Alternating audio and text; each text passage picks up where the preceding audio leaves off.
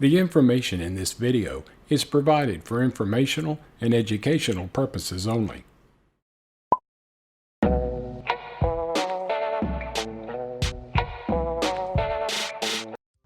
Welcome to Dose of Deanne, where you'll get a little shot of what my life is like living with SMA. Between Thanksgiving and New Year's, there's usually a lot of gatherings between families and friends. Sometimes that includes game night. In the past, I've been hesitant to participate because it's difficult for me to hold a handful of cards or roll the dice. But I've found over the years a few ways that makes it a little bit easier. So I participate whenever I can, and I think you should too. I'll give you those hints and tricks after a quick word from our sponsor. This vlog was made possible by a sponsorship from Avexis, a company dedicated to developing and commercializing gene therapies for patients and families devastated by rare and life-threatening neurological genetic diseases. To learn more about a treatment for spinal muscular atrophy, visit treatsma.com. That's treatsma.com. It's where you will discover how this treatment works, hear about family stories, and learn about the steps to starting treatment. Visit treatsma.com today. Playing cards can be really fun, but it can also be pretty challenging, especially when you have dexterity issues. One thing that I've found that makes it a little bit easier is using a card holder. Let me see if I can show you the one that I use. They do make several kinds. They do make ones where you can still hold it in your hand, but it holds all the cards better for you. But I like one like this. It's just a wooden block and it sits on the table and it has slots where you can put the cards.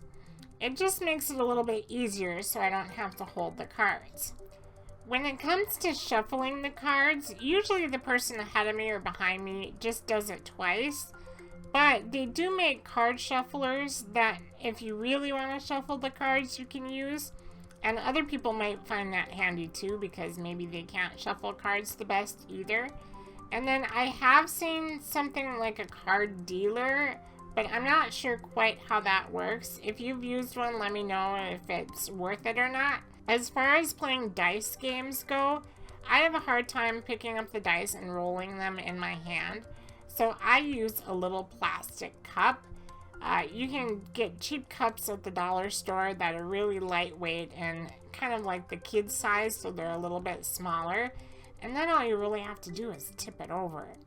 And if you still can't do things like that, I recommend designating a partner to play with. There's always someone who doesn't know how to play the game or doesn't really think they want to play. But if you offer to be the brain and they can be the muscle, you make a pretty good team. And now one other thing that we like to do as a family are putting puzzles together. And again, with dexterity issues, that can be really difficult. But here's how I do it. It's Thanksgiving weekend and there's kind of a blizzard going on outside, so we decided to put together a puzzle. Of course, it's hard for me to reach the pieces, so I found this wooden spoon that helps out a lot. So what I do is I just take the pieces and, let's see, I thought I knew where this one went. I think I do. I just slide it around until I get it into place.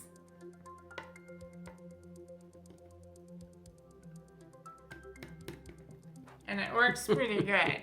Sometimes I can't get them into place, so I just say, oh, put this piece here. And sometimes it works and sometimes it doesn't. But this is also a smaller puzzle. It's like 11 by 14. So it's kind of a good size to manage. But it's something fun to do when it's nasty and cold outside. This is a Bob Ross. I think I found another one. Yay! We're so close now. Does this piece go over there?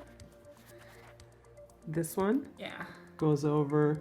In this blue spot that we've been looking for? No. Try and turn it. No. Okay.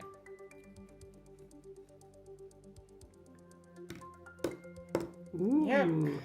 Just putting in the last couple pieces that we have.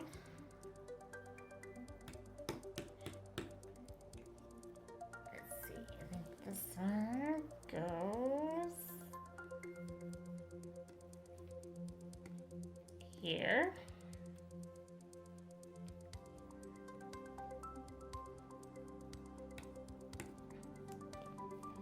And what happens when you buy a puzzle from the dollar store is you get a duplicate piece. That piece is the same as this piece. And we're missing a couple pieces. And that one. And it was a brand new puzzle. So that's what happens when you buy a puzzle from the dollar store.